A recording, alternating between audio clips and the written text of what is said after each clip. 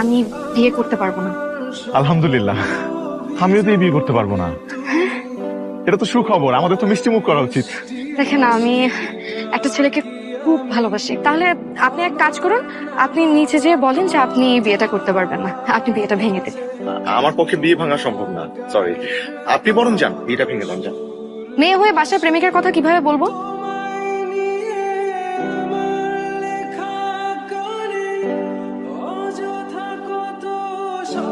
আংটি সাইজে হচ্ছে না, ঢিলা, পরে আরেকদিন পরাতে হবে। আর অসুবিধা নাই, পড়ো, ফর্মালিটিস এটা মেনটেন করো, পরে।